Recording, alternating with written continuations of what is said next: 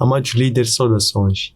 Sejam bem-vindos à edição número 146 do nosso podcast Chá de Coaching e Liderança.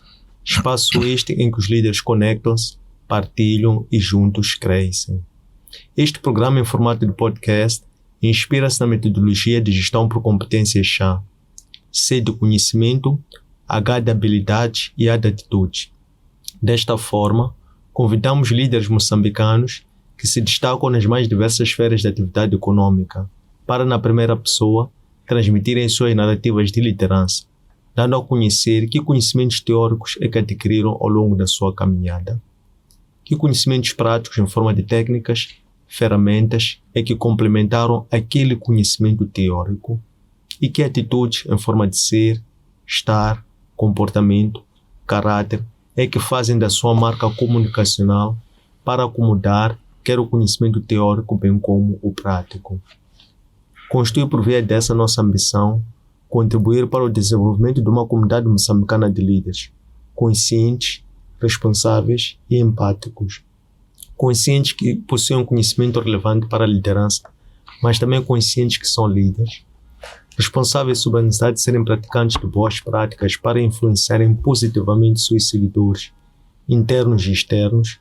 E líderes sejam empáticos, por um lado, com as causas que defendem, mas também líderes sejam empáticos uns com os outros. A técnica que nós privilegiamos é a comunicação, porque entendemos que esta é a principal ferramenta da liderança, através da qual os líderes transmitem as suas ideias de uma forma simples, compreensível e fluida, para que os seus liderados possam não só compreender, mas também apropriarem-se desta mesma causa, de forma que quando o líder tornar-se dispensável, esta causa possa ser postecipada para a atual e futuras gerações. Temos como líder convidado para a edição dos Hermenegildo Kwamba, PhD em Humanismo, diretor da Eden Reforestation, conferencista e pastor. Pastor Hermenegildo Kwamba, bem-vindo ao nosso podcast. Muito bom dia e obrigado pelo convite. Obrigado. Eu há pouco em off dizia que, olhando assim para esta descrição de perfil, encontramos, por assim dizer, temas muito estruturantes em cada uma destes papéis que desempenha. Gostava de compreender como é que esses 4 papéis se comunicam entre si para formar um único indivíduo que é o Hermenegildo Kwamba. Muito obrigado. Rapidamente, olhando para a minha história, eu cresci numa família muito boa e humilde, cada um com as suas competências. Meu pai, empresário da altura, incentivava-me a depender muito dele. Minha mãe, do outro lado, dizia assim: você tem que construir um caráter porque você tem futuro e deve aprender a tomar decisões por você mesmo. Então veja que de um lado meu pai queria que eu tivesse tudo, era o mais novo, e do outro lado minha mãe dizia: não, você não tem direito de ter essas coisas a não ser que você ganhe por você mesmo. Então, na medida que eu fui crescendo, eu fui identificando mais com minha mãe, menos com meu pai. Então, não tenho a veia empresarial, porque eu me identifiquei menos com meu pai. Mas comecei a me identificar mais com minha mãe, a parte humana. E isso levou-me a buscar algo que eu pudesse melhorar a cada dia. Por exemplo, mais cedo fiz cursos como de relações públicas. Comecei a buscar algo que pudesse me identificar com outras pessoas. Entendia que para melhor servir, tem que estar melhor formado. Então eu tinha que me formar, eu tinha que buscar. Então aí eu fui crescendo, mas aí surgiu o chamado ao ministério pastoral, e que não me arrependo daquilo que eu fui buscando, porque para pastorear precisa ser também inclinado a amar as pessoas. E eu já amava as pessoas, então já não tinha esse problema de conectar com as pessoas. Sou um pastor presente, relacional, e isso dá mais segurança ao trabalho que eu faço, seja a nível profissional, seja a nível espiritual. E depois, por essa paixão por pessoas, surgiu ao longo da vida a oportunidade de iniciar coisas, né? E lembro-me ainda no Maputo era um conselho executivo, né? Era um municipal. Então, como conselho executivo, tinha o lixo em Maputo era tremendo, né? E lembro-me que eu e um amigo meu começamos num sábado, decidimos, não, vamos limpar. Saímos, fomos a Eduardo Mondlane e começamos a limpar o lixo. Tinha quase dois andares aquele lixo ali. Uau. E começamos a limpar o lixo. E no sábado seguinte o número aumentou. Eu morando na Malhanga Lane e os carros do Conselho Executivo estavam em Spamanini. E nós tínhamos que acordar 4 horas para podermos sair com um carro. E eu lembro que 3 semanas depois, os 7 carros do Conselho Executivo, na altura, eram-nos entregues a nós para limparmos a cidade. Porque o trabalho que fizemos, não só foram nós os dois, aumentou o número, que chegamos a ter 500 pessoas limpando a cidade aos sábados.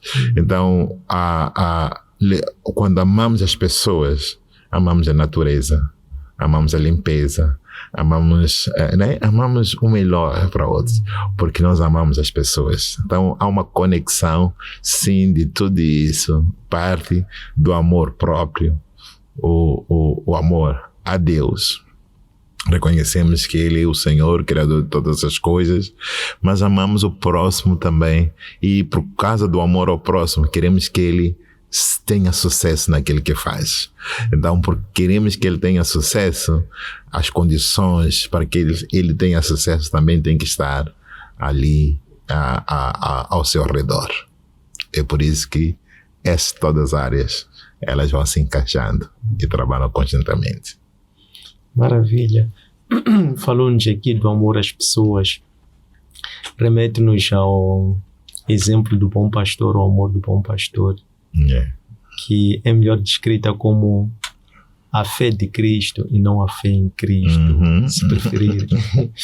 Que foi, se por um lado era o mandamento do Pai que ele fosse enviado, mas ele assumiu isso sem hesitar, sem reclamar, por amor, neste caso reverência ao Pai.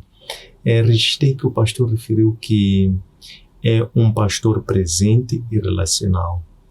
Eu estava a perceber como é que faz, como é que transporta esse lado relacional enquanto um atributo pastoral para as outras atividades fora da atmosfera do ambiente físico, vamos lá dizer, congregacional. Sim. O amor às pessoas também, eu gostava de dizer assim, é algo que eu fui aprendendo da minha mãe. E aprendi muito da minha mãe.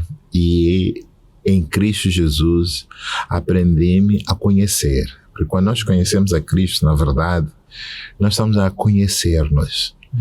Porque descobrimos que o vazio maior que existe no ser humano é a ausência de Deus, do Criador, da pessoa que nos fez a sua imagem e semelhança. E se nós não podemos olhar no espelho e vermos Deus, alguma coisa está errada. Então, isso porque eu aprendi a conhecer-me, aprendi a respeitar todas as pessoas, aprendi que as pessoas são muito importantes, mesmo aquelas que ainda não descobriram que elas são importantíssimas. Então, por causa disso, isso me levou a amar as pessoas incondicionalmente. Não importa a religião, não importa a condição social, não importa o estado delas. Eu lembro assim, tem um cantor que a altura, né? Não sei se ele ainda vive ou não, mas eu alguns anos atrás, encontrei ele, já estava com demência, né? Eu olhei assim, disse, mas eu já vi essa cara, e acabei reconhecendo. Eu chamei, ei, Zé Camurá, é você? E ela abriu um sorriso e não falou comigo, mas o facto de alguém o reconhecer, cumprimentá-lo com respeito, mesmo na meia demência, o sorriso que ela abriu, ele expressou alguma coisa maior, que você me viu, que você reconheceu quem eu sou, que você respeitou-me. Então, o que falta hoje na nossa sociedade, eu vejo assim, na condição, vejo no relacionamento, quando cruzamos com as pessoas parecem que estão no seu mundo. Então, eu acho que ainda não se encontraram, por isso não podem respeitar o próximo. Então, o primeiro passo é conhecer-se, saber quem tu és, e aí você estará livre para relacionar-se com qualquer pessoa com o mesmo respeito que você gostaria de receber. Poderoso. Há bocado disse-nos que só estranho quando alguém vai ao espelho e não se revê em Cristo. É um sinal, um sintoma da ausência de alguma coisa. E um pouco mais à frente disse-nos que sente esta atmosfera de desrespeito entre as pessoas, por exemplo, nos semáforos. E aqueles casos em que as pessoas começam a tornar-se um pouco hábito, e as pessoas estacionam um ao lado do outro num semáforo, por exemplo, e emprestam um olhar intrusivo e até fixo um ao outro, até às vezes deixando de prestar atenção à pista, ao sinal. Este olhar intrusivo é porque as pessoas desconfiam umas das outras. Como é que o pastor, enquanto um PDT humanismo, compreende este olhar? Porque o que as pessoas procuram nos outros que eventualmente não encontram em si? Às vezes é um olhar inocente. Às vezes é um olhar de desafio. Bem, às vezes é um olhar que espera que você inicie um ato de humanismo, que você diga bom dia. E muitas das vezes acontece, acho que todos nós já experimentamos isso, se você cumprimenta a pessoa te cumprimenta de volta e acabou. Então há uma busca, há uma necessidade na nossa sociedade, e às vezes eu vejo isso, né? Que quando nós vamos à rua, nós vamos encontrar vários tipos de pessoas. Né? Eu vou dar um exemplo aqui. Uma vez cheguei numa instituição pública e a senhora era muito mal criada. Né? Gritava com todo mundo, não respondia às pessoas quando falavam com ela, e todo mundo tremia nas suas bases por causa daquela senhora que devia era uma servidora pública e devia nos servir, mas não estava a fazê-lo. Eu lembro-me assim que eu ia ali, a recorrente estava a tratar alguns documentos e conheci o nome dela e passei a cumprimentá-la pelo nome. Até que um dia eu perguntei a ela, posso orar por você? E ela desatou a chorar, porque ela tinha necessidade que alguém olhasse para ela. E aquele dia eu olhei para a necessidade dela, e ela chorou. Depois abriu-se comigo e eu até senti-me mal, porque era uma instituição pública, tinha muita gente, mas eu senti que ela precisava muito de que alguém ouvisse a ela, e ninguém estava a ver a ela. E ela respondia à ausência desse olhar para ela. Então é assim como nós nos tratamos. Olhamos um para o outro, mas não estamos a ver a necessidade da outra pessoa. Por isso as pessoas são como são. Muito obrigado.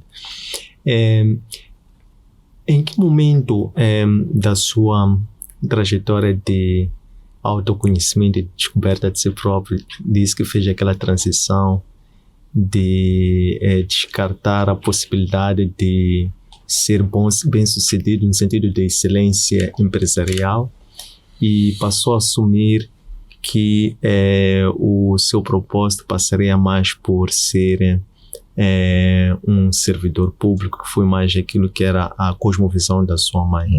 Em que momento é que ocorreu essa transição e o que isso implicou em si em termos de esvaziamento espiritual? O que teve que abrir mão? Abrir mão de algumas coisas. Primeiro, abrir mão daquilo que era desejo do meu pai, né? Na altura, meu pai queria que eu fosse empresário com ele, ou, no mínimo, que eu estivesse na banca. Porque, na altura, o BIM estava iniciando em Moçambique. Meu pai era amigo do presidente do BIM, então nós convivíamos com ele. Então era simples. Meu pai queria muito e eu já tinha a 12ª. Então, para meu pai entrar ali, era o que ele queria ou que eu seguisse a ele. Mas não era o que eu queria. Eu não me via sentado na banca. Teria contato com as pessoas, mas estaria limitado. E na altura eu decidi ser voluntário de uma organização juvenil. E meu pai não podia entender isso, mas minha mãe estava muito feliz. E voluntário não é pago. E esse momento do voluntarismo me ensinou a trabalhar na transformação dos jovens. Então hoje eu tenho muitos que são médicos, muitos que estão formados em diferentes áreas e que eles olham para trás e dizem: se você não tivesse feito um trabalho comigo, não sei onde eu estaria. Porque o trabalho feito, apesar de ser voluntário, foi realmente transformar jovens que estavam a entrar na droga, estavam a entrar no sexo descontrolado, que estavam a entrar na bebidice. E esse trabalho do voluntarismo que nós tivemos foi resgatar jovens, mostrar-lhes o caminho e ensinar-lhes que as escolas que você faz hoje vão refletir essa manhã. E se você toma uma má escolha hoje, amanhã você vai chorar. Né? A sua condição não melhora amanhã. A sua condição vem de um processo das escolhas que você faz hoje para que amanhã você tenha uma família saudável, para que amanhã você tenha um bom emprego, para que amanhã você seja empresário. E quando eu digo assim que escolhi a área não empresarial, não é porque não faço consultoria com empresas e ajudo as empresas. Já tirei uma empresa do vermelho, onde estavam a caminho de falência, para um lugar de produtividade. Então é possível, sim, mas a questão o meu desafio pessoal é olhar para pessoas, é trabalhar o indivíduo, é fazer com que o indivíduo saia de um ponto onde tem muitas questões pessoais, onde a culpa é sempre do outro, não é dela.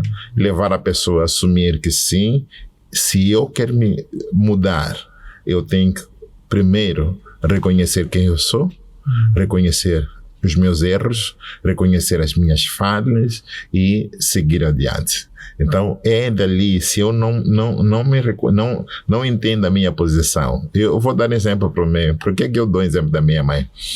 Eu nasci com deficiência física e aos 10 anos já não podia brincar com adolescentes porque eu não conseguia andar como os outros. E estava muito difícil caminhar. E minha mãe nunca me tratou diferente. Então ela sempre me mostrou que não importa qual seja a sua deficiência, você não é menos do que os outros. Então é melhor que você começar a viver e reconhecer quem tu és, reconhecer as tuas deficiências todas, mas mesmo assim ser alguém. E isso por isso que eu disse assim, fiquei muito fã da minha mãe, porque a minha mãe mostrou-me, sem conhecimento bíblico, mas com a sabedoria que ela tinha, mostrou-me na altura que eu precisava ser alguém. E ser alguém não é ter coisas, é compreender quem você é. E quando você compreende quem você é, você já é alguém, já venceu muitas etapas. Porque a maior etapa que nós temos, se nós olharmos aqui, o presidente Guebuza dizia uma coisa que muitos de nós não entendemos. Dizia que a pobreza está na cabeça. E nós achávamos que... E não é a frase do presidente Guebuza, mas ele popularizou aquela frase. É verdade que toda mudança começa aqui na nossa mente. Se nós não mudamos e não entendemos quem nós somos, que há potencial em nós para fazermos muito mais até do que nós já pensamos, já imaginamos, então nós não temos capacidade de fazermos nada. Então começa conosco mesmo. Então eu aprendi ali com a minha mãe e eu compreendi assim que, ok, a minha deficiência não me faz menos importante do que outra pessoa. E quando lidei, mais tarde, lidaram com a minha deficiência e eu aprendi novamente a andar. Foi um processo longo de 2 anos, mas eu já estava bem comigo mesmo. Eu já tinha conhecido a Jesus Cristo, com o ensinamento que a minha mãe me deu, com aquilo que a Bíblia mostrou-me, com conhecer a Cristo e conhecendo a Cristo, conhecendo melhor, eu podia lidar com qualquer pessoa. Hoje eu lido com pessoas, qualquer raça, qualquer sociedade, e não tenho problema em lidar com elas, porque eu sei quem eu sou. Interessante. Foi uma exposição muito rica e ocorrem 2 questões que eu vou colocá-las, mas depois vou recordar à frente a segunda, só para não criar desvio assim na sua reflexão. A primeira seria, falou-nos que tem trabalhado com jovens, consciencializando sobre a necessidade de saberem que tem um livre-arbítrio sim, mas mesmo assim Deus tem um controle providencial sobre as suas vidas, quando dizer que as decisões que tomam têm influência no seu futuro. Daqui emerge a primeira questão. Como é que o pastor Gildo aplica em si o princípio, os critérios de escolha das alianças que faz a nível empresarial, por exemplo, para lidar com o jogo desigual? Essa é uma questão. A outra, que depois vou lembrar à frente, gostava de compreender como é que o pastor Gildo está a lidar, está a fazer a sua contribuição para, combater o paradigma da pobreza em Moçambique. Obrigado. Alguém disse muito cedo na minha vida que se nós vamos a uma mesa de negociação, nós temos que ir com a consciência de que posso sair com sucesso ou posso sair sem sucesso. Mas ele estava a dizer assim, você ganha sempre. Em que sentido? Se compreendes que vocês não têm mesmos valores. Vamos dizer assim, em Moçambique normalizou-se a corrupção. E eu sou contra a corrupção. Eu vou dar um exemplo triste. Eu fiz uma parceria com um missionário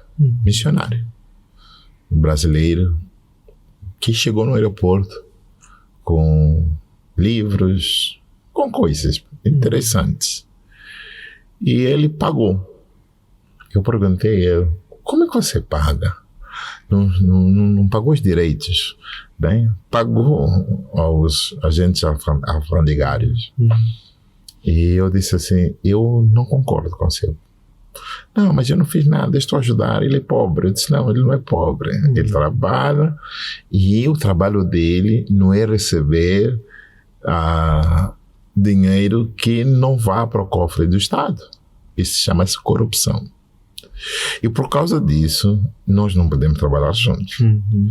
Veja só que nós já tínhamos chegado até ali, pensando que nós temos os mesmos valores. Então, os mesmos valores nem vêm, não esperamos que, por sermos da mesma fé, devíamos ter a mesma ordem. Mas nem sempre a mesma fé nos leva a ter a mesma ordem. Não sei se está a compreender, sim, né? Sim. Então, infelizmente, por causa disso, apesar de termos a fé no mesmo Senhor, não tínhamos a mesma ordem, a mesma conduta. E por causa disso, nós não caminhamos juntos. Então, acontece com empresários também. E eu lembro-me assim, minha esposa estava a perguntar, isso até foi ontem, tivemos não uma pequena briga, mas uma discussão saudável. E estava a dizer assim, mas já fizeste negócio com essa pessoa e não deu certo. E eu hoje entendo que posso fazer parceria com pessoas não cristãs, desde o momento que tenhamos valores iguais. Posso fazer parcerias com pessoas cristãs, desde o momento que tenhamos valores iguais. O que significa que se nós dissemos nós não vamos corromper, ao tratar os nossos documentos, nós não corrompemos. Pode demorar, mas não vamos corromper. A questão é que durante o tempo passado, as experiências me ajudaram, é que na minha mente eu pensava assim, eu só posso fazer parceria com pessoas da mesma fé. E eu estava errado. Né? Jesus fez parceria com o mundo antes do mundo o conhecer. Depois, os que o conheceram tornaram seus discípulos e serviram a ele. Então, eu posso sim, porque o mundo de negócio não é só de cristãos. Então, eu posso sim fazer parceria. Quem ajuda nas minhas atividades, por exemplo, os parceiros que nós temos não são cristãos, tenho de todo mundo. Então, o que significa que as parcerias, mas tem um princípio, e esse princípio é, temos os mesmos valores. Se nós não temos, não fazemos. Muito bem. E como é que neste interregno encara e dá a sua contribuição para lidar com o paradigma da pobreza, levando esse mindset, impregnando nestes projetos, nomeadamente no Eden Reforestation? É assim, a questão da pobreza, como eu disse assim, usando as palavras do presidente Kepusa, é questão mental, mas não é só. É verdade que nós temos falta de tudo. É verdade que estamos numa sociedade onde o governo ainda não compreendeu que para o desenvolvimento de um país há uma necessidade de se dar facilidade às famílias nacionais, porque o dinheiro vai gerar dentro do país. Então, a primeira coisa que nós fizemos para isso tem a ver com o ensino. Então, em todos os projetos que eu faço, a questão de formação é básica. Começamos, por exemplo, a trazer um ensino muito básico, que é bíblico, mas também olhamos para a natureza e aprendemos que todo fruto tem semente. Então, se um fruto tem semente, então nós temos algo para comer e temos algo para dar continuidade. E se você quer desenvolver, quer sair da pobreza, precisa compreender que tudo bem, quem está na cidade não vai plantar porque não tem espaço para plantar. Mas onde que é a nossa machama? É o nosso emprego, que nos dá um salário. Dentro do salário, eu tenho que tirar o meu pão, mas eu tenho que também tirar a minha semente, que é o dinheiro do investimento. É básico. E se nós ensinamos as pessoas a compreender que o princípio que a minha avó tem, É o mesmo princípio que eu tenho que trazer à cidade. Então, nós vamos encontrar pessoas que não têm falta de dinheiro para investir. Porque a questão da pobreza é comer tudo. A pobreza está aí. É que não importa onde você esteja, seja no campo ou seja na cidade, se você come tudo que te chega à mão, você não tem como investir, não tem continuidade. Então, o que eu vejo hoje na sociedade moçambicana é que as pessoas não têm esse princípio. Onde eu compreendo assim, que não importa se eu recebo 1.000, eu recebo 100.000. O que importa é que eu saiba dividir aquilo que é meu pão, precisamos comer, e aquilo que é minha semente. E sempre que eu separo a semente não se come. Por isso nós chegamos em casa das nossas avós no tempo de seca, olhamos assim, o celeiro está cheio, né? E a vovó está a dizer assim, eu estou com fome, não tenho comida. Você olha para o celeiro, mas vovó, você está aqui cheio de milho, por que não come esse milho? Não, isso é semente, não é milho. Né? Veja só, ela tinha consciência da semente, que a semente não se come, não se negocia esse princípio. Então, esse princípio, se nós começarmos a ensinar aos nossos filhos, eles vão compreender que em tudo que eu recebo, eu tenho que para comer e tenho semente para o investimento. E isso vai combater a pobreza. Excelente. Qual é a escola de pensamento sobre liderança que segue? E quem é o líder que se inspira? Primeiramente Jesus Cristo. Eu acho que foi o maior líder que nós temos. Ainda estamos a desvendar os ensinamentos deixados por ele, mas não nego os outros, né? Temos líderes nos nossos tempos. Tem, para mim, John Maxwell, que seguimos de longe. Temos dentro da nossa sociedade líderes maravilhosos que nós temos que seguir os seus pensamentos, né? Que eu hoje vejo e admiro. E não tem nada a ver com a grandeza das coisas, né? Mas tem a ver com pensamento e consistência.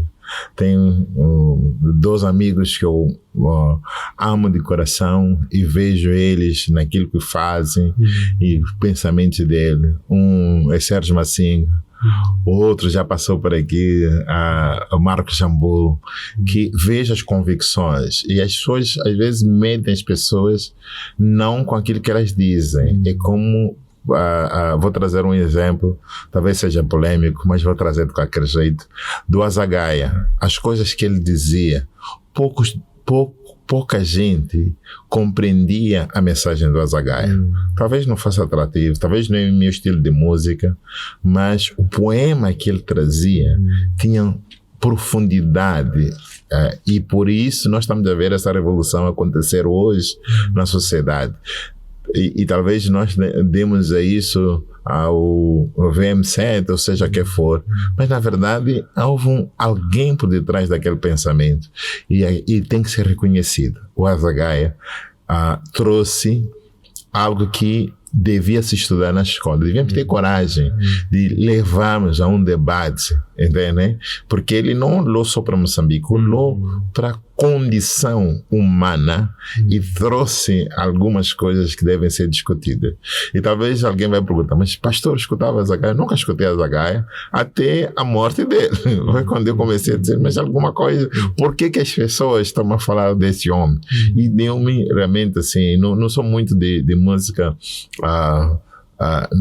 não evangélica, porque na música evangélica já encontro o que eu preciso, então não preciso sair muito, mas há músicas e músicas que às vezes surgem e nós nos apercebemos que elas contêm mais do que ritmo, né? Elas têm uma mensagem e essas mensagens precisam ser ouvidas. Então o que o que eu aprendo grandemente, quando eu falo de John Maxwell, quando eu falo de Marcos Chambord, quando eu falo de Sérgio Massinga, e quando eu falo de pessoas que eu vejo nelas que tem um lugar de inspiração. Jesus Cristo. Então, mesmo quando nós falamos de Gandhi, né, ou Nelson Mandela, se nós vamos aprofundar lá no fundo, a mensagem vem lá dessa pessoa de Jesus Cristo. Na verdade, os grandes homens costumam dizer assim que eu leio a Bíblia, mesmo que não concorde com ela, ou não tenha fé cristã, mas é um lugar onde eu busco sabedoria. Então, se eu tenho um líder que me inspira muito, é Jesus Cristo. Na verdade, vou confessar uma coisa. Tive por aí um interregno de 3 anos que eu parei de ler livros e só li a Bíblia. Por uma razão, porque eu tinha muitas influências e eu queria compreender melhor esse líder a quem eu afirmo que sigo. E foi muito bom, porque eu aprendi a conhecer-me melhor, como eu já disse, e a olhar para o ser humano com misericórdia, né? Não com pena, mas com misericórdia.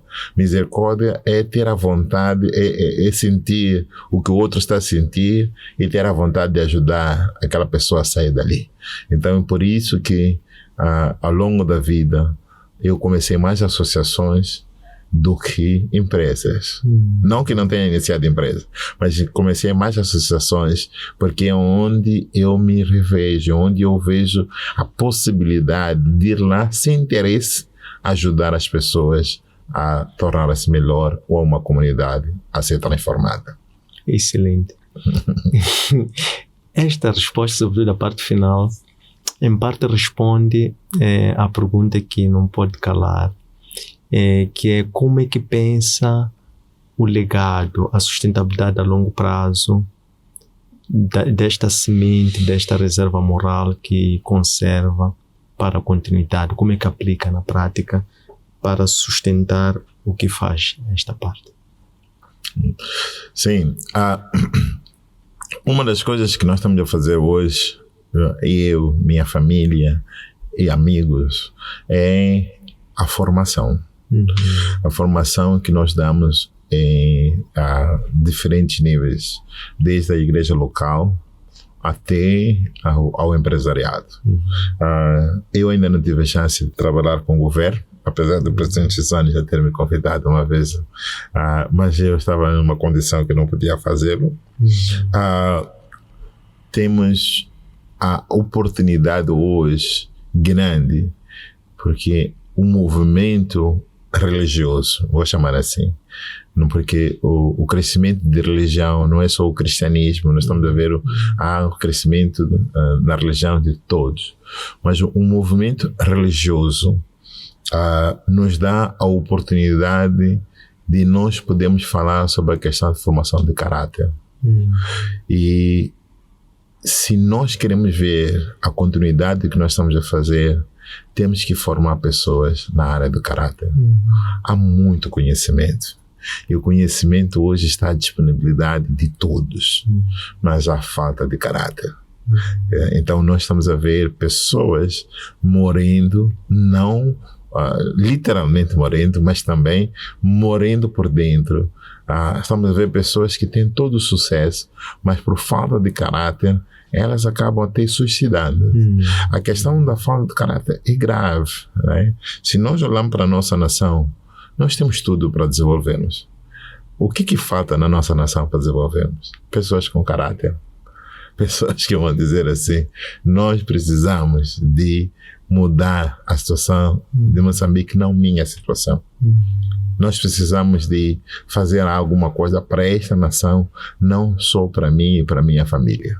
Né? E eu não preciso de milhões na minha conta, enquanto há pessoas e há coisas que podem ser feitas. Então, o que eu preciso é que dentro da minha sociedade as pessoas tenham... Você ainda enriquece de si mesmo, né? As pessoas que com caráter elas sempre vão ter o que precisam, porque elas têm caráter. Claro, não é caráter ficar em casa, né? Mas caráter de pessoas que saem à luta. Nós trabalhamos, eu chego cedo. Na minha organização sabem que eu não atraso, né? Eu chego muito cedo antes de todos chegarem. Não preciso chegar cedo, né? Sou o fundador, sou o dono, então não preciso chegar lá, mas a questão é a capacidade que nós temos de dizer assim: primeiro, eu vou trabalhar muito, né? Eu respeito a vocês, eu quero o melhor para vocês, né? Então, e isso é muito importante.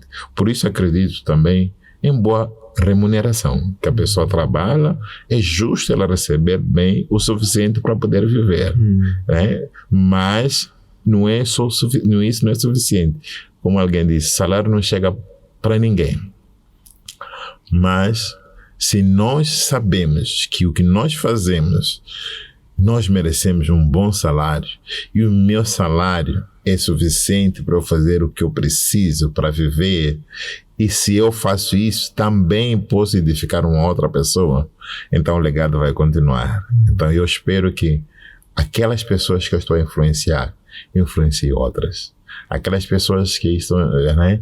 Eu lembro de um jovem que já é PhD, né? Na verdade, agora estava trabalhando, já é um PhD, professor, e ele ligou e disse assim: isto é fruto da Operação Daniel, que era um trabalho que nós fazíamos na altura, onde nós dissemos assim: Daniel era uma pessoa com inteligência, com sabedoria, que buscava. Ele foi achado mais douto do que todos, né? Quer dizer, ele tinha conhecimento acima da média. O que nós trabalhamos era dizer aos jovens: para você firmar-se numa sociedade onde nós estamos, seja mais douto que os outros. Tenha conhecimento, né? Tenha conhecimento, mas tenha caráter. John Maxwell diz alguma coisa, gostei daquilo que você vai dizer, né? Conhecimento, habilidade e atitudes. John Maxwell diz que nós contratamos atitude, mas conservamos caráter. Né? Eu posso chegar para uma entrevista com tudo, bem equipado, uma boa fala, saber responder, boa atitude. Mas para permanecer num trabalho, o que vai contar é o caráter. Para permanecer numa posição, o que vai contar é... Para subir, na verdade, de uma posição para outra, vai permanecer o caráter. Obrigado. Maravilha, obrigado. Para terminar, gostávamos de aprender do pastor Hermenegildo como é que se prepara no seu espaço interior privado, perdão, antes de se juntar aos demais, uma preparação física, mental, emocional e espiritual. Obrigado. Eu estou a lutar com a preparação física. Podem ver que a preparação física falhou um pouco, né? Mas voltei, já tinha perdido um pouco o ânimo de ginástica. Normalmente eu acordo entre 3 e meia. Meu horário de acordar, de ter uma boa devocional, ler um livro e um capítulo de algum livro, e depois fazer um pouquinho de exercício. Ainda estou no exercício muito do uso só do corpo por enquanto. É uma volta de 2025, né? E depois continuar com básico, tomar o banho, preparar, mas começa ali primeiramente com Deus, né? Um tempo a sós com Deus, um tempo a sós depois com Deus, um tempo a sós com alguma literatura que eu possa ler, e depois um pouquinho de ginástica, e ali eu preparo, o dia começa para mim, né? Mas não perco a oportunidade quando posso ouvir uma boa música,